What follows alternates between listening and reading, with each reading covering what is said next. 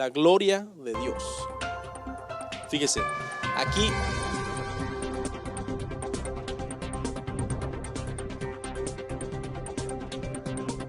el amor ágape en el matrimonio consiste en que la felicidad de la persona con la que estás casado es antes que tu felicidad.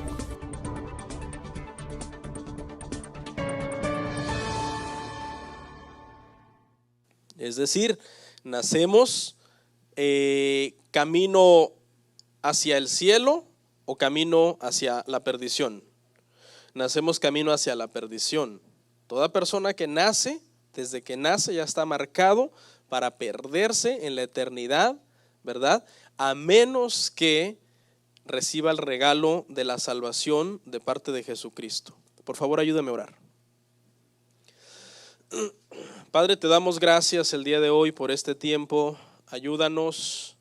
Queremos el día de hoy, Padre Santo, poder estudiar este tema, poder aprender y poder, Señor, ponerlo en práctica en nuestra vida.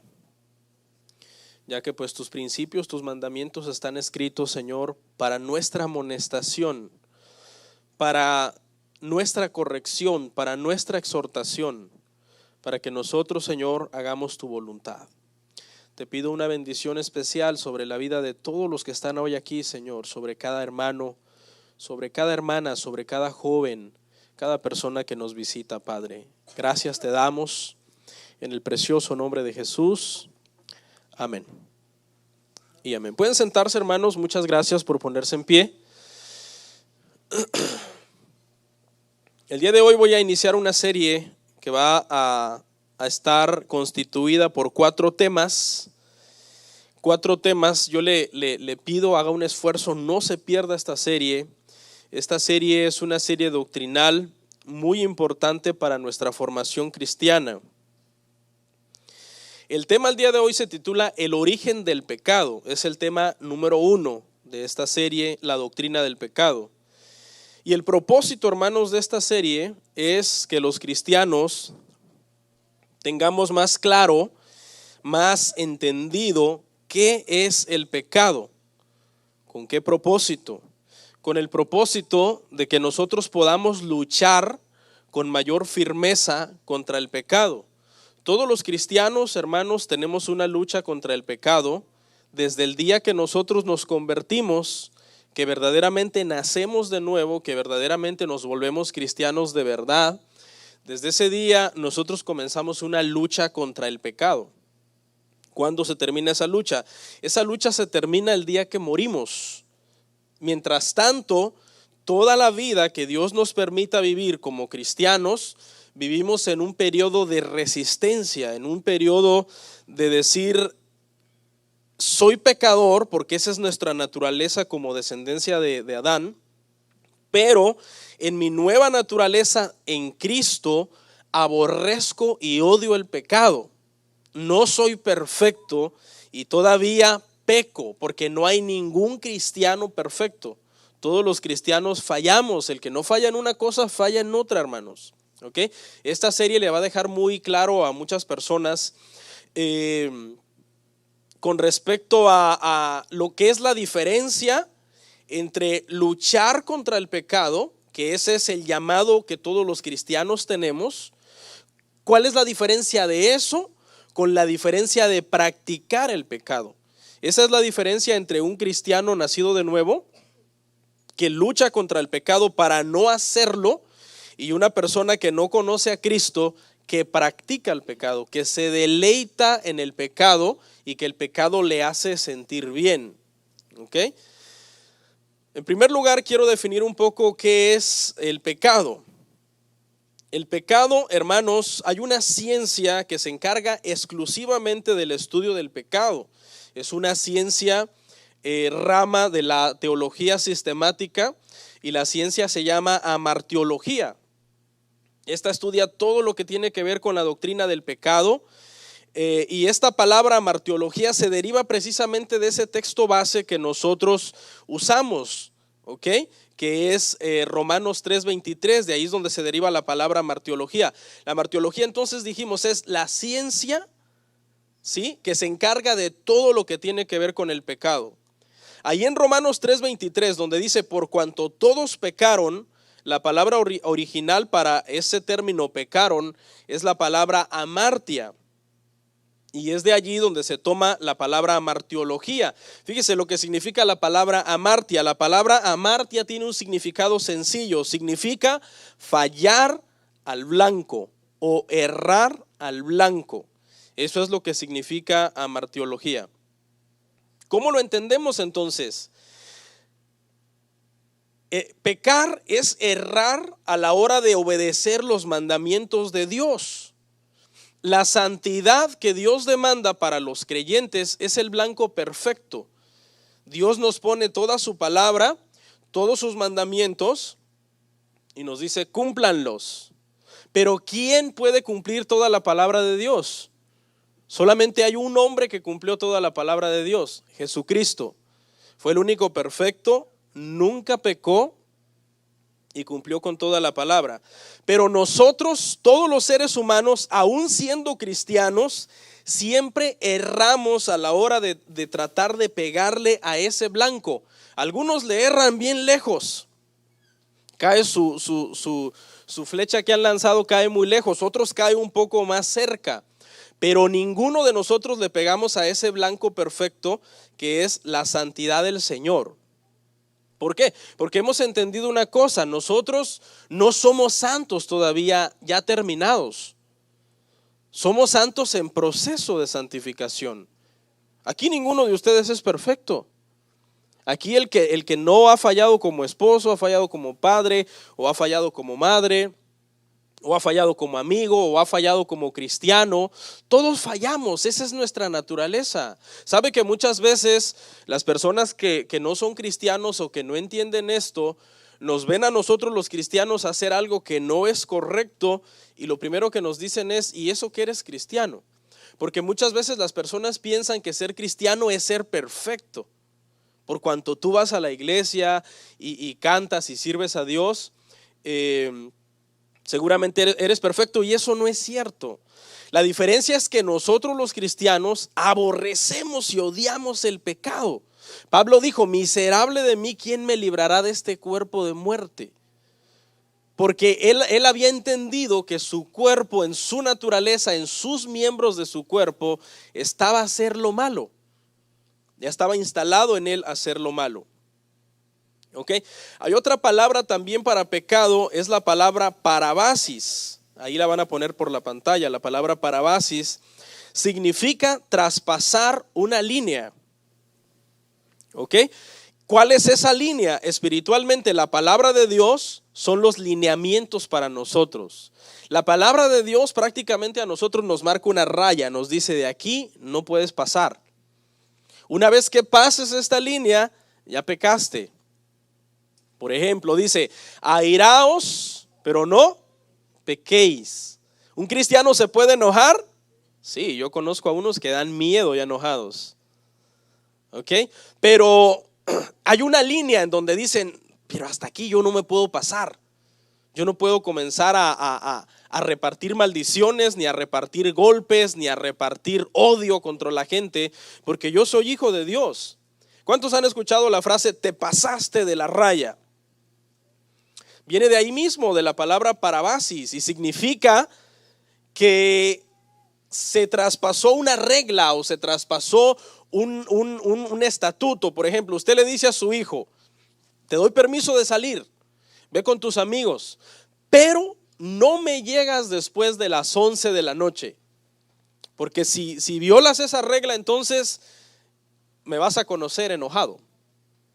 Y el niño llega a las 12. Entonces usted, ¿qué le dice? Te pasaste de la raya. ¿Por qué? Porque violó el lineamiento. Usted le marcó una regla y la violó y la traspasó. Todos nosotros, hermanos, los cristianos, estamos con los lineamientos de Dios. Nuestro deber es, número 1, conocerlos. Tenemos que conocer los lineamientos que Dios nos ha marcado. ¿Para qué? Para que el conocerlos en nosotros, pero el conocerlos no solamente de conocerlos mentalmente, sino que esos lineamientos lleguen a nuestro corazón. Porque es cuando la palabra de Dios entrona en nuestro corazón que nosotros tenemos temor. temor de Dios, para no hacer lo que antes de tener el temor de Dios nos hubiera dado más bien placer. Por ejemplo, antes de que usted era cristiano y se le presentaba una oportunidad, vamos a suponer un hombre mujeriego aquí, que aquí no hay ninguno, gracias a Dios. De esos que eran mujeriegos antes, aquí puros angelitos, puros hermanos que, Dios mío, se parecen a Juan Diego. Pero un hombre mujeriego en el mundo, cuando se le presentaba una oportunidad y una mujer venía y le coqueteaba, no tenía el temor en su corazón. ¿Qué hacía? ¿Qué decía? No, pues esta no se va viva. Hasta inventan dichos, dicen, ven que el niño es juguetón y le dan sonaja. O ven que el niño es llorón y lo pellizcan. Inventan sus dichos para justificar el pecado. ¿Cuál es la diferencia? Ahora en Cristo, Él sabe muy bien que la palabra de Dios dice, no cometerás adulterio, no fornicarás. Entonces se puede presentar, se puede abrir una oportunidad por ahí, pero está la palabra de Dios en su corazón como un martillo. Dice Jeremías que es como un martillo que quiebra la piedra. Claro, estamos hablando de un hombre temeroso, ¿no? No estamos hablando de un cristiano ahí sancochado, como dicen, que medio es, pero quién sabe qué es. Parece oveja, pero salta como cabra. Estamos hablando de un cristiano firme, un cristiano que lee la Biblia en casa con sus hijos, que ama a su esposa, que se congrega, que sirve en la iglesia, que es una persona que en los 10 años de cristianismo ha ido rindiendo su carácter a Cristo. Antes era un orgulloso, soberbio, altivo, ahora se humilla, ahora pide perdón, ahora dialoga, antes golpeaba, ahora es civilizado. Estamos hablando de una persona que verdaderamente ha experimentado un cambio en el Señor. ¿Qué va a pasar? Va a comenzar inmediatamente dentro de él una lucha, porque él sabe que ahí están escritos en su corazón los mandamientos de Dios que le están diciendo, no puedes hacer esto, porque vas a destruir a tu esposa, porque vas a destruir tus hijos, vas a destruir tu matrimonio, pero en primer lugar y lo más grave, vas a destruir tu relación con Dios. Porque eso es lo que hace el pecado. El pecado destruye nuestra relación con Dios. El pecado significa separación de Dios. ¿Cuántos de aquí conocen los mandamientos? ¿Cuántos saben que la Biblia dice que tengamos cuidado de toda palabra que sale de nuestra boca? Porque de toda palabra que hablemos daremos cuenta. ¿Y usted que lo conoce se guarda de maldecir? ¿Se guarda de recordarle el 10 de mayo a las personas? ¿Se guarda de maldecir a quien usted odia? Porque ahí dice, y créame que en la eternidad va a haber tiempo suficiente para que usted se siente con el juez de toda la tierra y le diga, el día 3 de enero del año 2014 dijiste esta palabra. Ya hay tiempo, no se preocupe, que en la eternidad lo que sobra es tiempo para que Dios lo juzgue por cada palabra que usted hable.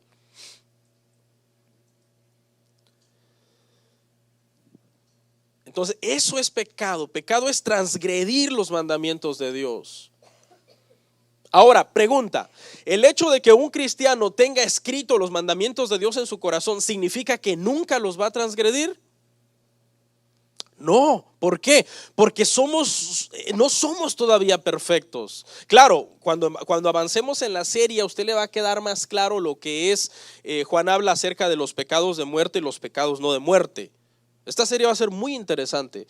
El propósito de esta serie es que el que entienda esta serie vive una vida más en santificación, pero no una santificación de obras, no una santificación de yo voy a ayunar para que Dios me ame y me agrade y haga lo que yo quiero.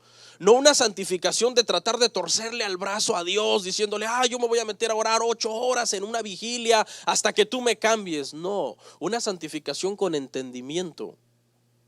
Una santificación que diga, Señor, como decía David, guardaré tus dichos en mi corazón para yo no pecar contra ti.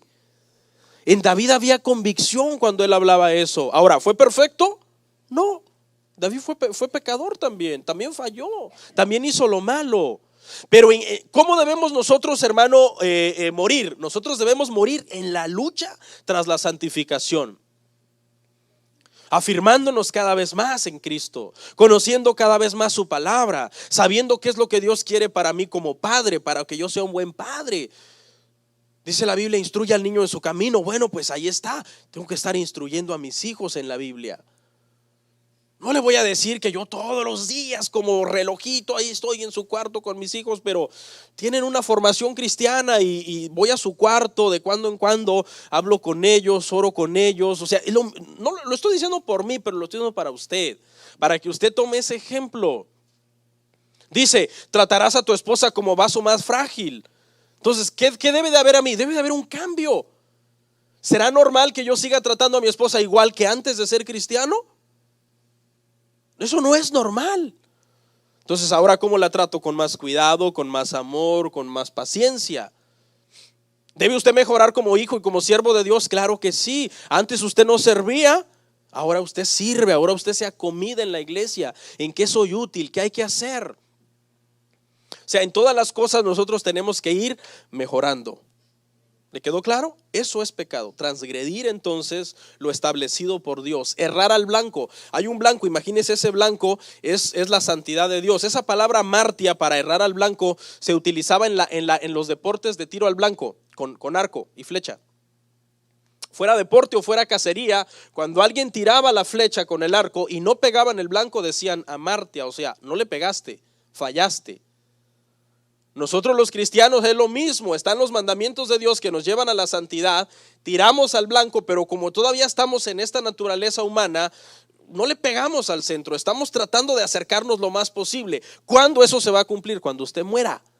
Cuando usted muera, usted pasará de ser un santo en proceso a un santo terminado. Y por eso estará con Dios, porque dice la Biblia que sin santidad nadie le verá. Así que ni se peine, hermano.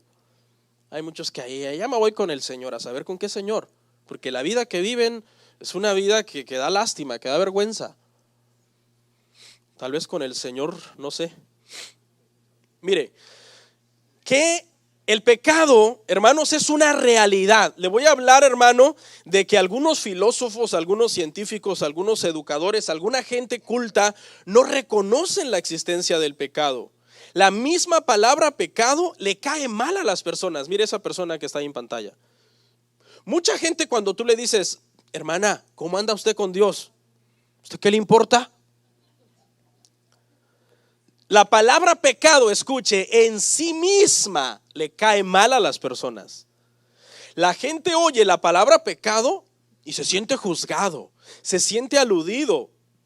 Las personas están predispuestos contra la palabra pecado, les enoja, les incomoda, los pone a la defensiva. No la quieren oír. Y ahora, pregunta, ¿esto debería ser así? No, porque Romanos 3:23 dice que ¿quiénes pecaron? Todos pecaron. La gente por ignorancia está predispuesta contra el pecado, pero en realidad todos somos pecadores. Cuando usted a alguien le llame la atención por una mala actitud, usted diga, sí, amén, debo corregirla. Cuando a usted a alguien le llame la atención por una mala acción, o estamos hablando aquí en la iglesia en cuestiones ministeriales, en cuestiones de disciplina, y le hagan ver una falla, usted diga, sí, es verdad, debo cambiar en este sentido. La gente hoy día, en lugar de tenerle odio a la palabra pecado, debería de tenerle odio al pecado, que son dos cosas diferentes. Mire, le voy a hablar algunos ejemplos de cómo llaman la palabra pecado. Por ejemplo, la sociedad lo llama un error o una indiscreción. La palabra pecado es evadida por la sociedad. Un presidente se acuesta con otra mujer, comete adulterio, fornicación, inmoralidad. Los medios noticiosos no dicen, el presidente fulano de tal cayó en fornicación. No, ellos dicen, tuvo un error, cometió un desliz. ¿Por qué? La palabra pecado suena religioso, eso suena feo. ¿Cómo decir eso que el presidente fulano de tal pecó? O el presidente se robó todos los ingresos del país y no dicen cometió el pecado de robo. No, dicen pues por ahí hubo desvío de fondos y etcétera. Pero la palabra pecado se evade. Los educadores, por ejemplo, lo llaman ignorancia. La gente que estudiosos dicen, no dicen que adorar un ídolo no es idolatría, sino que es una ignorancia. Los evolucionistas llaman al pecado los instintos animales que todos llevamos dentro. Por ejemplo, dicen, un hombre se enfureció y mató a otro en el coraje. Y no dicen cometió homicidio o asesinó, sino que los evolucionistas dicen que parte de su cerebro primitivo se manifestó, y esa parte donde todavía cuando él era cavernícola y mataba a los demás cavernícolas para comerse ¿cómo se llaman aquellos que tenían los cuernos así? ¿Perdón? No, pero los que se comían, los mamuts. Dice, no, es que le salió el hombre animal que todos llevamos adentro. Le buscan nombres al pecado para poder justificarlo y cambiarle de nombre. Un hombre carnal que tiene un adulterio no dice que cometió adulterio, dice que se echó una canita al aire. Y que no es justo que Dios le dé solo una mujer si en el mundo hay 7 para cada hombre, etcétera. Hay un movimiento que se llama la ciencia cristiana, que al pecado lo llaman un error cerebral. Es decir, comparan al cerebro de las personas con una computadora y dicen, ¿es normal que una computadora alguna vez falle? Sí, porque pues, ni modo que sea perfecta. Algún día el disco duro de la computadora tuvo un error al hacer una lectura, pasó algo, se trabó y cometió un error. Es igual, dice, el pecado es un error cerebral, en donde no podemos esperar que el ser humano, su cerebro sea perfecto. Así que de repente hay un error de lectura y hace algo que no era correcto. Pero la Biblia es clara y dice que es pecado, que es transgredir la palabra de Dios y que es atentar contra Dios. Fíjese quiénes dan testimonio del pecado. Número 1, la Escritura nos da testimonio que el pecado es real. Gálatas 3:22. Acompáñeme ahí. Gálatas 3:22. Dice, mas la Escritura lo encerró todo bajo pecado, para que la promesa que es por la fe en Jesucristo fuese dada a los creyentes. ¿Podemos confiar en la Biblia? Claro. Escuche, la Biblia es el libro más vendido de la historia. Número 2, es el libro más leído de la historia. Es el libro más traducido en la humanidad. Es el libro más conocido, es el libro más perseguido. Y la Biblia es un tratado exhaustivo acerca del pecado. Habla del origen del pecado, habla de las consecuencias del pecado, de la lucha que todo cristiano tiene contra el pecado y de la solución que Dios dio para vencer el pecado. Entonces, la Biblia, hermano, habla de todos los orígenes: el origen del universo, el origen de la raza humana, el origen del primer matrimonio, el origen de la primera familia, el origen de la desobediencia, y uno de esos orígenes es también el pecado. El pecado es uno de los orígenes en Génesis. Es algo que tuvo un inicio, tuvo un principio. ¿Quién más nos da testimonio del pecado? Ya dijimos que la Biblia nos da testimonio del pecado. Número 2, la naturaleza da testimonio que el pecado existe. Romanos 8:22. Dice así: porque sabemos que toda la creación gime a una, y a una está con dolores de parto hasta ahora. Toda la creación gime. Cuando Dios hizo la creación perfecta, hermano. Era algo maravilloso antes de que el pecado entrara a la creación. Los árboles daban frutas que no se aguzanaban, ni necesitaban los árboles fertilizantes. Era perfecto. La humanidad era perfecta, los animales eran perfectos, no existían los carnívoros. Cuando Dios hizo a los animales carnívoros vinieron como resultado del pecado, que se comenzaron a comer unos a otros. Pero todo era perfecto en esa naturaleza. Pero dice que a causa del pecado la naturaleza fue afectada.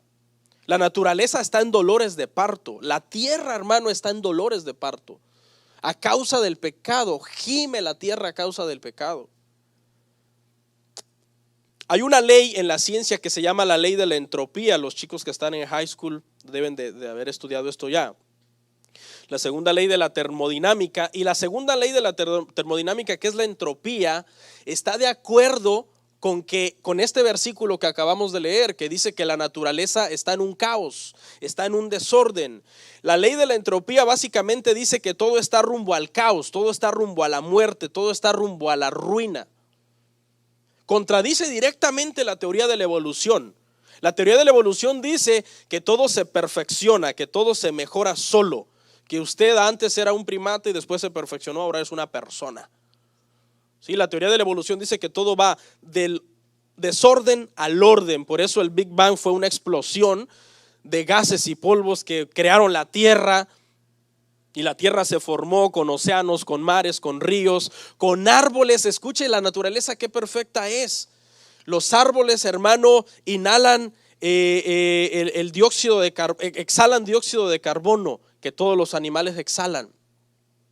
La Tierra quedó con 23 grados de inclinación en su eje sobre sí misma. Dicen los científicos que si ese grado variara la mitad a un lado o hacia el otro, la Tierra se quemaría o la Tierra se congelaría. Pues resulta que de una explosión, la Tierra quedó en ese orden. La distancia de la Tierra hacia el Sol es perfecta para que no nos quememos ni para que no nos congelemos. Entonces la ley de la entropía dice que sí, que todo está rumbo al desorden, la naturaleza gime. ¿A quién le debemos de creer? ¿A la entropía o la evolución? Le tenemos que creer a la entropía, porque la entropía está de acuerdo a la palabra de Dios. Todo va rumbo a la muerte. Una persona nace y desde que nace ya está rumbo a la muerte. Fíjese, hermano, una vez que nacemos no hay escapatoria, la única salida es. ¿Cuántos de ustedes tienen miedo a morirse? Pues todos, ¿no? Yo no creo que alguno de ustedes sea masoquista o que diga, no, yo me urge morirme. No, la gente llega a los 40 y ya los ve usted en los parques caminando, hermano. Y andan haciendo ejercicio y comiendo vegetales y comiendo que pastillitas, que denme una Prosven para la próstata y que denme esto para el oxígeno. No, nadie se quiere morir. Pues le tengo una noticia. Todos nos vamos a morir. Desde cuando nacemos ya la ley de la entropía cae sobre nosotros y comenzamos a envejecer. Nos salen enfermedades en el cuerpo, nos da gripa y ahí estamos llorando, especialmente los hombres. Nos cortamos y nos sale sangre, nos duele, vino el dolor, vino la muerte, vino todo eso a nuestro cuerpo a causa del pecado. La naturaleza misma de nuestro cuerpo, los árboles. Mire nuestro planeta cómo está ahora, hermano. ¿Cómo está nuestro planeta? Lleno de basura, contaminado, una tala inmoderada de árboles por todos lados. Derrames de petróleo que afectan la vida, la fauna de los animales. Estamos viviendo en un caos, un calentamiento. Mire los climas tan extremos que de repente experimentamos. La tierra, hermano, es una olla de presión, es una bomba de tiempo. Pero no se preocupe que antes de eso viene Cristo y nos quita de aquí, porque si no, se imagina cómo nos iría en esta tierra. ¿Qué más da testimonio acerca del pecado? En la Biblia hubo dos tipos de hombres que dieron fe de que el pecado existe. En primer lugar vamos a hablar de un grupo de santos, hombres de Dios que hablaron de que el pecado era real, y después de un grupo de pecadores. En primer lugar Job, vaya conmigo a Job 44. Job 44, mire lo que dijo Job acerca del pecado. Job dijo, he aquí que yo soy vil. ¿Qué te responderé?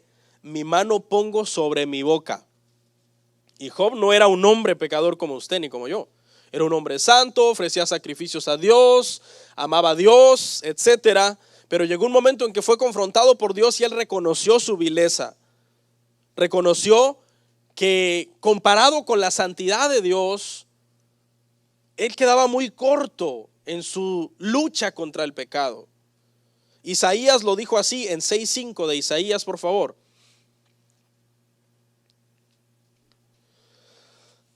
Estamos viendo el punto que se llama ¿qué tan real es el pecado? Isaías 6:5 dijo, entonces dije, ay de mí que soy muerto, porque siendo hombre inmundo de labios. Mire, el profeta Isaías antes de convertirse se aventaba sus maldiciones, hermano. Y habitando en medio de pueblo que tiene labios inmundos, han visto mis ojos al Rey Jehová de los ejércitos.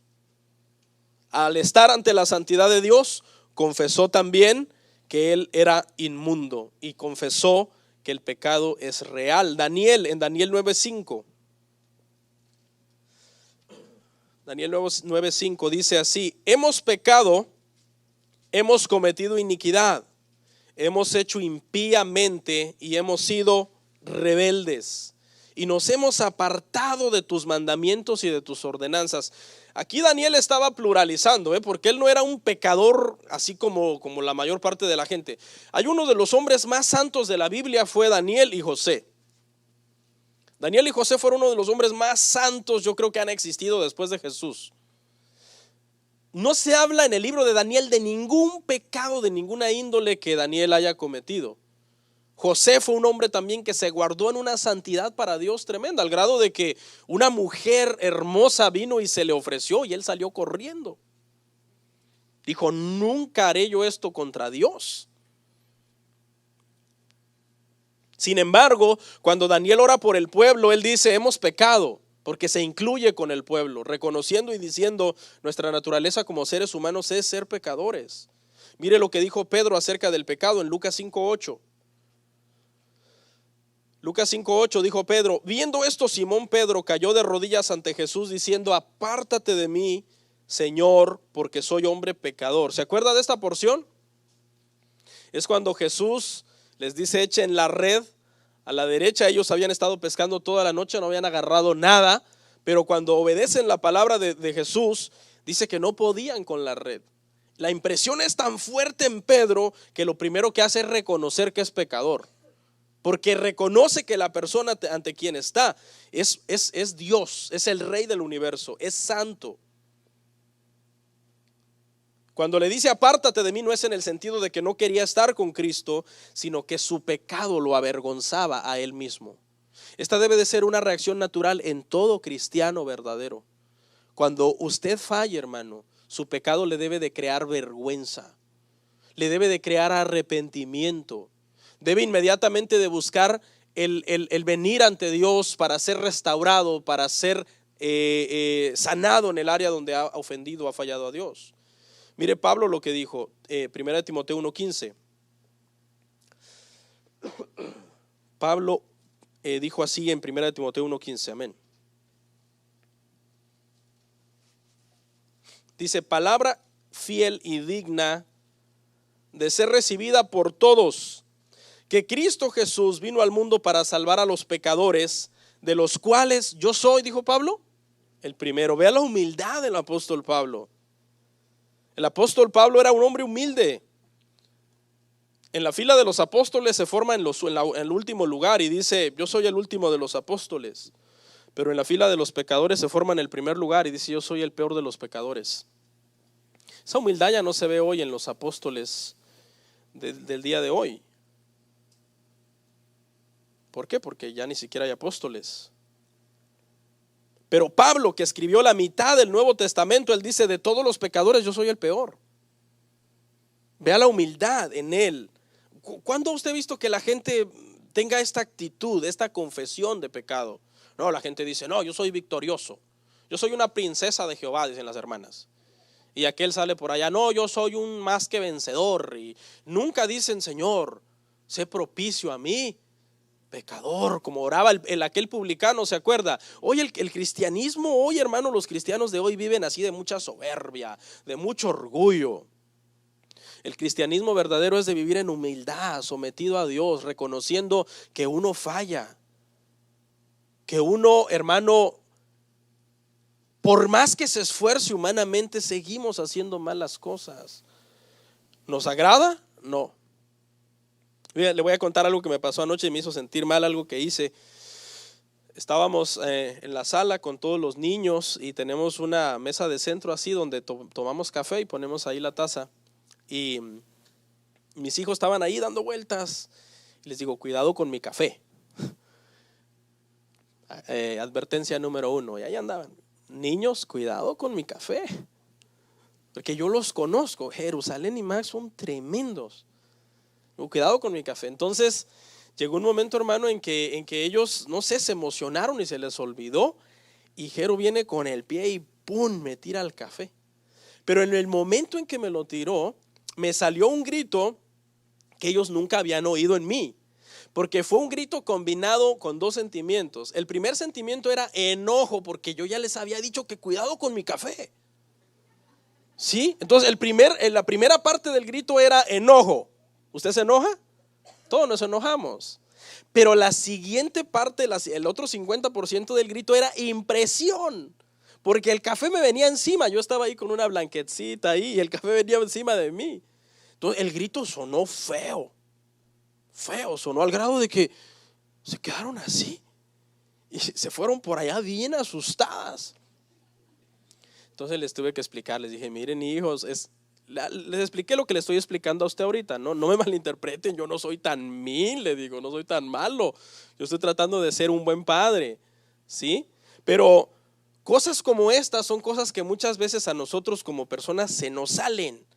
Sí, se nos salen en nuestra misma naturaleza y de repente alguien te puede malinterpretar como que tú tienes un mal carácter o eres envidioso o eres celoso.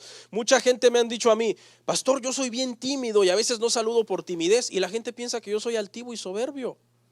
A veces confundimos también las cosas. Pero ¿cuál es el mandato para nosotros como iglesia, hermano? Cuando no nos llevemos bien, ¿cuál es el mandato? Soportaos los unos a los otros, como Cristo os soportó a vosotros. ¿Acaso no Cristo le soporta a usted todos los días? Todos los días Cristo le soporta. Está el Señor ahí en su trono, usted se levanta y en lugar de orar, lo primero que hace es otra cosa. Y el Señor, hey you, y, te soporto. Se va por allá a comer y ni ora por los alimentos, Dios le soporta.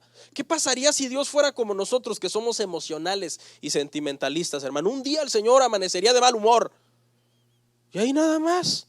Hasta ahí llegas. ¿Tú sabías que el Señor tiene la llave del suministro de tu oxígeno? Te lo cierra y ahí nada más. Un minuto pataleando, ya te fuiste. Los ojos, ¿qué haríamos si un día Dios nos apaga la luz de los ojos? Dijera Dios. ¿Se acuerdan cuando van allá a Sodoma y Gomorra y los hombres que quieren atacar a Lot y a Job, dice que los ángeles los cegan? Dios necesita, hermano, nada de sí para ponernos en una prueba terrible y tremenda. Él nos soporta a nosotros y usted ahí anda con la cara parada peleando con todo el mundo. Deje de ser inmaduro. Dijimos que Pablo reconoció el pecado. Mire lo que decía Lutero acerca del pecado. Lutero decía, le tengo más miedo a mi corazón que al Papa y a todos los cardenales. Bueno, los que han estudiado la historia de la Reforma han de entender este dicho, por qué Lutero dijo esto. Usted sabe que en un momento Lutero, reformando la iglesia, el Papa le quería cortar la cabeza y lo llamaban a reuniones y todo para que él se retractara, y él dijo, yo no me retractaré. Y él dijo, yo le tengo más miedo a mi corazón, porque Jeremías 17:9 dice que engañoso y perverso es el corazón del hombre, ¿quién lo conocerá? Por eso usted no debe andar jugando con la tentación, hermano. Por ahí le va a salir un amiguillo secreto, una amiguilla secreta en Facebook, no sé dónde. Y dice, no, yo puedo con esto. Y le dice la persona, ¿verdad?, que le está ahí tratando de conquistar o de tirarle flores a usted, estás bien guapo, estás bien guapa. Y usted, no pasa nada. Hoy tú también. Ya vi tu foto de perfil. Qué bonita te ves ahí con orejitas de perro y lengua de perro. Porque ve que ahora la gente pone esa foto con orejas de perro, hermano, y lengua de perro. Nunca juegue con la tentación, hermano. No juegue con la tentación. Yo siempre les he recomendado a los hombres, no le ande dando raya a mujeres solas. O mujeres, no le ande dando raya a hombres solos. No juegue con la tentación. Usted debe darse a respetar con las personas del sexo opuesto. Máxime los hombres casados. Fíjese, Moody, un cristiano también de hace unos años, dijo, el hombre con el cual tengo más problemas es el que camina bajo mi sombrero. De verdad, es que el peor enemigo que uno puede tener es uno mismo. R.C. Sproul dijo lo siguiente, no somos pecadores porque pecamos, sino que pecamos porque somos pecadores. Suena trabalenguas, pero lo que significa es esto, significa no es que hacer lo malo nos hace pecadores, sino que ya somos pecadores, por eso es que hacemos lo malo. Ahorita cuando hablemos de Adán va a entender y le va a quedar un poco más claro este punto. Ahora, ya vimos a santos hombres de Dios confesando el pecado. Ahora veamos a pecadores en la Biblia también confesando el pecado. El primero fue Faraón, Éxodo 9:27.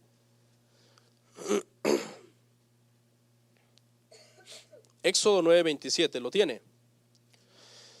Entonces Faraón envió a llamar a Moisés y a Aarón y les dijo: he pecado esta vez. Jehová es justo y yo y mi pueblo impíos. Faraón reconociendo: he pecado. ¿Quién le reveló eso a Faraón? Si Faraón no era cristiano, no tenía conocimiento de Dios. Hay una ley escrita en nuestro corazón, que es la misma que nos revela cuando nosotros estamos haciendo algo mal. Veamos a Acán y su infame acción que trajo juicio sobre el pueblo de Israel. Josué 7:20. Josué 7:20, mire lo que dijo Acán. Y Acán respondió a Josué diciendo: verdaderamente yo he pecado contra Jehová, Dios de Israel, y así he hecho. Usted se acuerda del pasaje, ¿no? Los que leen la Biblia. Dios los manda a conquistar, les dice: no tomen nada del anatema. Y Acán ve y Acán codicia, dice, unos lingotes de oro, unos mantos babilónicos, se los lleva, los entierra en su tienda. Y Josué lo descubrió, le dijo: di quién eres, porque el Señor te va a descubrir, te va a avergonzar. Dijo: ciertamente pecado. La gente cuando hace algo malo sabe que está haciendo algo malo. Hay gente que se hace la loca: yo no sabía que era malo. Después de los 6, 7 años donde se despierta el estado de conciencia, ya todos sabemos cuando estamos haciendo algo malo. Balaam, mire lo que dijo Balaam. Números 22:34, un profeta que terminó siendo un falso profeta, como muchos hoy que empiezan siendo buenos y acaban siendo falsos. Números 22:34, entonces Balaam dijo al ángel de Jehová: he pecado porque no sabía que tú ponías delante de mí en el camino, mas ahora si te parece mal, yo me volveré. Cuando la asna, ¿se acuerda? Le sale en el camino el ángel, dice, de Jehová con la espada desnuda y no deja pasar a Balaam. Y a Balaam golpea a su burrita y le empieza a pegar y la burrita habla. Estaba doliendo y el Señor en ese momento le da el don de hablar, fíjese. O sea que cualquier hermano podemos. ¿Por qué me has golpeado?, le dice la asna. Y Balaam está tan enceguecido, hermano, en su ira, que su primera reacción no fue: hablaste, sino su primera reacción es que me arrimaste contra la pared y se lastimó mi pierna. ¿No se da cuenta que estaba dialogando con un animal? Mi primera reacción hubiera sido salir corriendo. Habló la burra. Pero él no, está tan empecinado y enojado en ese momento con la burra que empieza a pelear con la burra. Judas, mire lo que dijo Judas acerca de su pecado. Mateo 27:4. Diciendo: yo he pecado entregando sangre inocente. Mas ellos dijeron: ¿qué nos importa a nosotros? Allá tú. Ok. Ahora, vamos a entrar un poco, hermanos, al origen del pecado, que es el tema del día de hoy, pero ya voy a cerrar. ¿Ok? Y en este aspecto, hermano, existe un gran conflicto acerca del origen del pecado, porque la gente razona de la siguiente forma. La gente razona y dice: ok, si Dios es el creador de todo, entonces Dios creó el pecado. Entonces, si Dios creó el pecado, es el autor del pecado, y eso va contra su santidad, porque eso es estar como diciendo que Dios es santo, pero al mismo tiempo está de acuerdo con el pecado. ¿Cómo Dios nos puede exigir que nosotros seamos santos y que resistamos el pecado si Él mismo lo creó? Porque el razonamiento es así: ¿quién creó todo lo que existe? Y la respuesta es fácil: todo lo que existe lo creó Dios. Entonces Dios creó el pecado. Ahora, ¿cuál es la respuesta para desenredar este dilema? Y la respuesta es sencilla. A veces uno se ahoga en un vaso de agua. El pecado no es algo físico creado por Dios.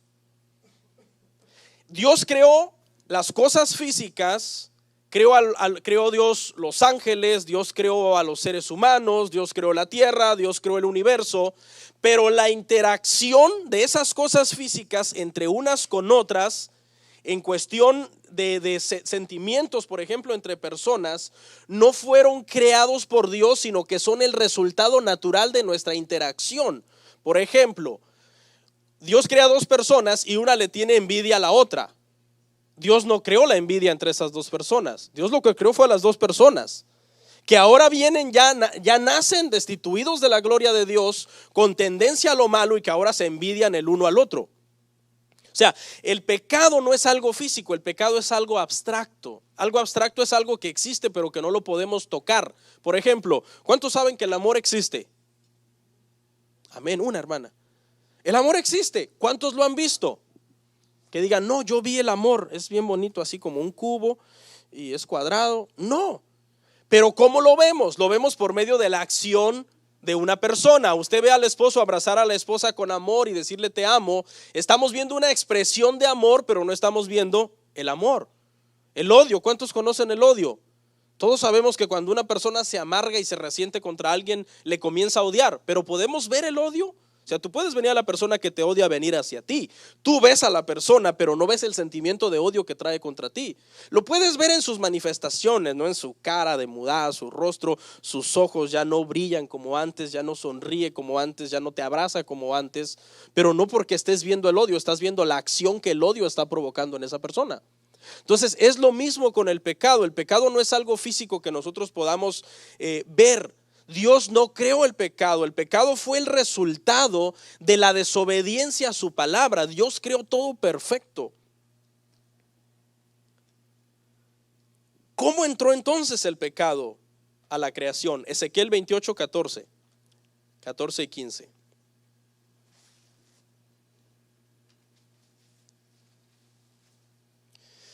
Ezequiel 28, 14 y 15. Dice, tú querubín grande, protector, yo te puse en el santo monte de Dios, allí estuviste en medio de las piedras de fuego, te paseabas, perfecto eras en todos tus caminos y desde el día que fuiste creado, hasta que ¿qué? Ponga atención ahí, hasta que se halló en ti maldad.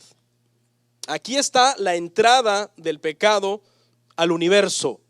El pecado entró al universo tras la rebelión de Satanás. Dios lo había hecho perfecto.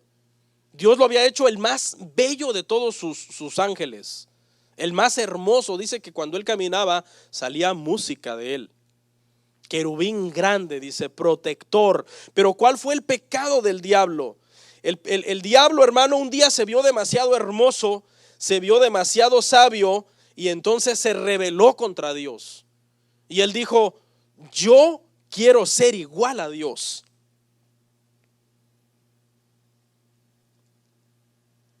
Pasó de ser un lucero hermoso, un ángel de luz, a ser Satanás, un ángel caído. Él fue el primero que se rebeló contra Dios, que se rebeló contra la palabra de Dios. La pregunta aquí es muy interesante, ¿por qué Dios permitió esto? ¿Por qué Dios no dijo, sabes qué, diablo, eres tan perfecto, yo no voy a permitir que tú te rebeles? Es muy interesante, ¿sí o no? Si Dios, muchos dicen, si Dios es omnipotente, ¿por qué no destruye al diablo, destruye al pecado y hace todo perfecto de nuevo como en el jardín del Edén? Muy fácil. La respuesta para esto, hermano, escuche, que aunque Dios creó todo perfecto, en su omnisciencia Dios ya sabía que el pecado vendría y en su soberanía Dios lo permitió. O sea, el pecado existe en la creación de Dios y en la humanidad y en todo lo que nosotros vemos y sabemos que existe en la tierra, porque Dios tiene un plan detrás de todo eso. Porque sin el pecado nosotros no podríamos conocer todos los atributos de Dios. Sin el pecado no se podría saber que Dios es misericordioso. Porque ¿de qué Dios nos tendría que tener misericordia si fuéramos perfectos? Entonces, ¿qué es lo que hace la misericordia de Dios? Cuando uno viene y dice uno, yo era un pecador, yo era un terrible hombre que hacía cosas horribles allá en el mundo y por su misericordia Dios me alcanzó y me perdonó. Por medio del pecado conocemos la gracia de Dios, porque ¿quién de ustedes merecía ser salvo? Ninguno. ¿Qué hizo Dios? Por gracia, dice, no es que ustedes me escogieron a mí, sino que yo los escogí a ustedes. Por medio del pecado podemos conocer el perdón de Dios, porque si fuéramos perfectos pues no tendríamos nada de qué pedirle perdón a Dios. Pero ahora como somos pecadores, uno se arrodilla y uno cuando ya cometió por ahí un error como el que les contaba yo hace rato, que me pasó anoche, uno se arrodilla, uno dice, Padre, yo sé que tú eres bueno, yo sé que tú eres un Dios perdonador, y tú sientes como un abrazo que te pasa por la espalda. ¿Cuánto le ha pasado eso? Entonces el pecado, aunque no era su perfecta voluntad, Dios lo creó todo perfecto, Dios permitió que entrara a la creación, Satanás se rebeló contra Dios y de esta forma nosotros podemos conocer atributos de Dios que de otra forma, si no existiera el pecado, no los conoceríamos. ¿Entendió? Ahora, ya entró el pecado al diablo. ¿Ya está todo lleno de pecado? No, faltaba que el pecado entrara a la raza humana. El pecado tuvo un principio. ¿Cómo lo sabemos? Porque Adán y Eva fueron creados perfectos. Adán y Eva fueron creados perfectos. Si Dios hubiera creado el pecado como muchos sugieren, entonces Adán y Eva hubieran sido creados pecadores. Pero no, como Dios no creó el pecado, sino que fue el resultado de la desobediencia a su palabra, Adán y Eva fueron creados perfectos y eso fue el blanco de Satanás. Satanás, una vez que él pecó, acuérdese, ¿cuál fue el precio que Satanás tuvo que pagar por haber pecado contra Dios? Ser arrojado. Dice que fue arrojado del cielo. Le fue quitado todos los títulos, todos los honores que él tenía. Se volvió un rebelde contra Dios. Y una vez que él tenía ya toda esta rebeldía y este principio de pecado, había una creación todavía que era perfecta y que él sabía que tenía que atacarla para poder atacar a Dios. Y esa es la raza humana. Vayamos a verlo, por favor. Veamos primeramente Isaías 14, 12 al 14, para que veamos el asunto del castigo de Satanás.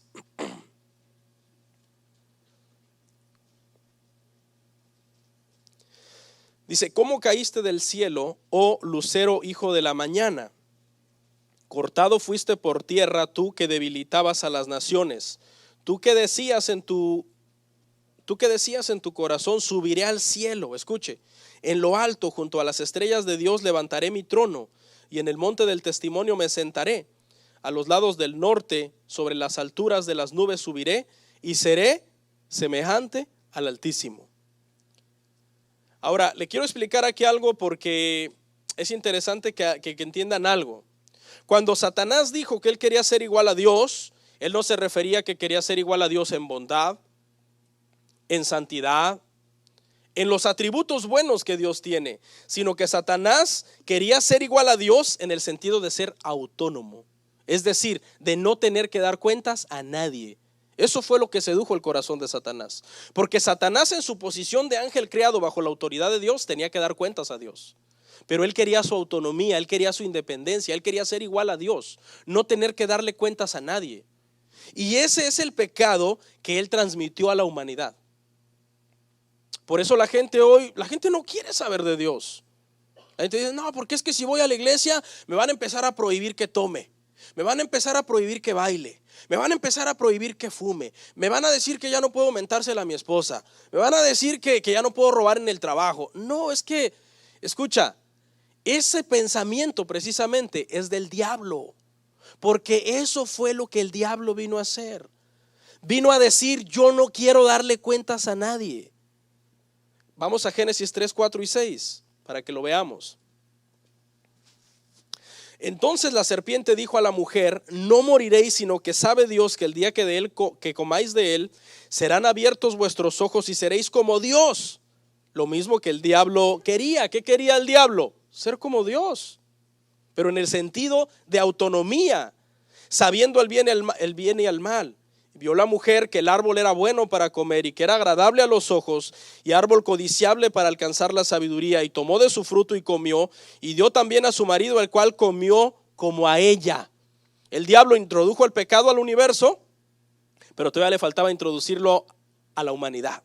Así que vino y le dijo a Adán y a Eva lo mismo que él quería hacer. El diablo quería ser como Dios, pero en el sentido, repito, porque esto es importante, de autonomía. Entonces viene y le transmite lo mismo a Adán y Eva. Le dice: ok, pues ustedes no necesitan darle cuentas a nadie. Si ustedes pueden ser como él, ustedes pueden ser libres. No tienen que entregar cuentas a nadie. Mire la consecuencia del pecado. Ahí vemos una figura de Adán y Eva. Vergüenza. Le hicieron caso al diablo, inmediatamente perdieron su estado de inocencia. El estado de inocencia era el estado de perfección. Adán y Eva, antes de pecar, ellos no peleaban, ellos no se envidiaban, era un matrimonio perfecto, una familia perfecta. Pero una vez que vienen y le hacen caso al diablo en ser independientes de Dios, comienzan a sentir la vergüenza. Y ahí vemos una ilustración bien tremenda, porque ahí ellos dicen que agarran unas hojas de higuera y las cosen y se tapan y se cubren su desnudez. Y así vive la gente el día de hoy, cubriendo su pecado nada más, con religiosidad. Hay mucha gente que dice, comete un pecado y dice, ya, Dios me perdonó.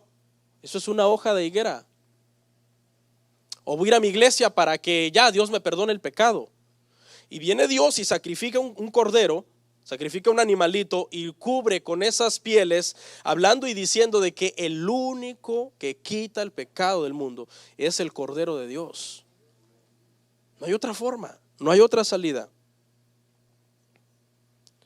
La humanidad vive hoy bajo esta maldición de Adán y Eva. La maldición de Adán y Eva consistió en que ellos se rebelaron contra Dios y fueron echados. ¿Se acuerda que el diablo fue echado? El diablo fue arrojado, ok. Adán y Eva fueron arrojados también. Hicieron lo mismo que el diablo se los enseñó, el diablo les dijo cómo lo hicieran. ¿Cómo nacemos entonces todos los que somos descendencia de Adán y Eva? Nacemos siendo pecadores, Romanos 5:12.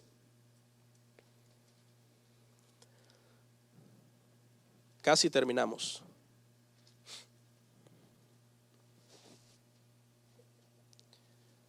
Por tanto, como el pecado entró en el mundo por un hombre, y por el pecado que entró, la muerte.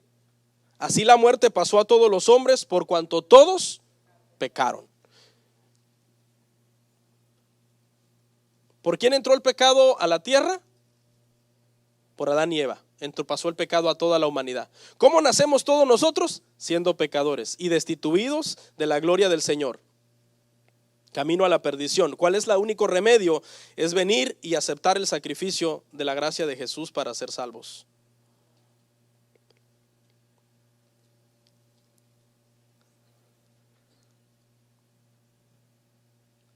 La humanidad está entonces en rebeldía, en constante lucha contra Dios. Dice, yo no le quiero dar cuentas a nadie, yo quiero hacer de mi vida lo que yo quiera, yo no le voy a dar cuentas a nadie. Esa es la maldición de Adán y Eva, autonomía, independencia de Dios. Pero usted que es cristiano, usted sabe que usted le va a dar cuentas a Dios, ¿verdad?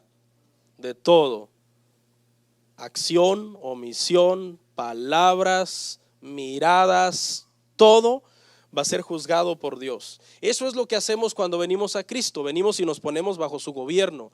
Por eso Él es el Señor y nosotros somos los siervos. Pasamos de ser libres y autónomos a que hacíamos lo que bien nos parecía, a estar bajo autoridad de Jesús. Pero todos nacemos, hermanos, siendo malos. Romanos 3:10-12 lo dice así. Vaya conmigo, por favor. Estamos terminando.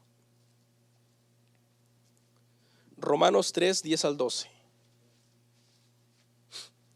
Como está escrito, no hay justo ni aun uno. Por si usted se las daba de bueno, yo soy bueno. No, la Biblia dice que no, que usted no es bueno, usted es malo. Yo soy malo. La gente le choca que uno le diga que es malo. No hay quien entienda. No hay quien busque a Dios. ¿Usted buscó a Dios? No, Dios lo buscó a usted. Cuando estaba perdido en los pecados y los deleites. Todos se desviaron. Todos. Dice, a una se hicieron inútiles. No hay quien haga lo bueno. No hay ni siquiera uno, ni siquiera uno. Juan Calvino lo dijo así. Juan Calvino dijo, depravado por nacimiento, o sea, todos nacemos bajo depravación total, pecador por elección, ¿sí? O sea, nacemos siendo pecadores en Adán, y salvo por gracia. Porque por gracia sois salvos, y esto no de vosotros, pues es un don de Dios, para que nadie se gloríe. No por obras, para que nadie se gloríe. Nuestra última cita, Efesios 2:4-7.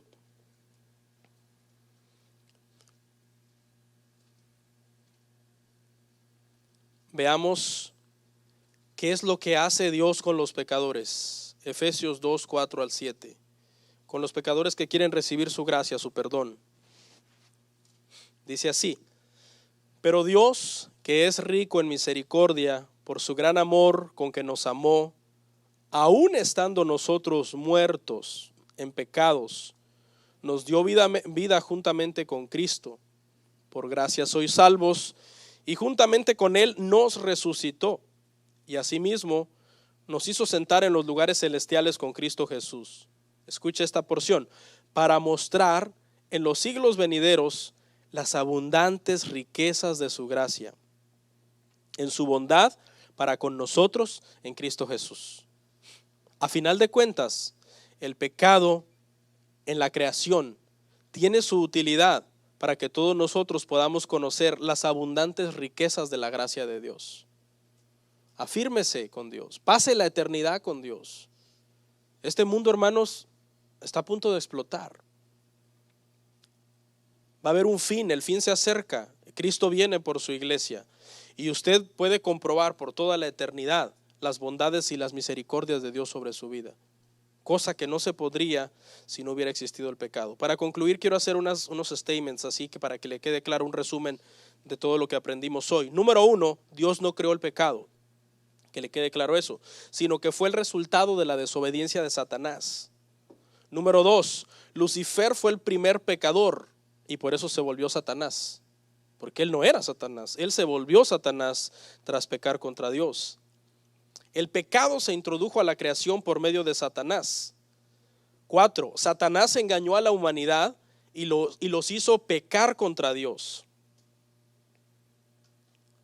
5, Adán y Eva fueron creados perfectos, escuche, pero perdieron la inocencia al pecar. Y al perder la inocencia, perdieron entonces, entraron al estado de conciencia, que es en el estado en que todos nacemos hoy. Ese es el pecado que nosotros llevamos de Adán y Eva. Nacemos con el estado de conciencia despierto. Ellos no sabían distinguir entre bien y mal hasta que pecaron. Adán y Eva pasaron de un estado de inocencia a un estado de conciencia. Los seres humanos somos pecadores porque nacemos siendo pecadores. Todos somos pecadores, solo que no todos cometemos los mismos pecados. Eso lo vamos a ver la próxima semana y nos va a quedar más claro la próxima semana. Amén. Póngase en pie, por favor, un par de minutos.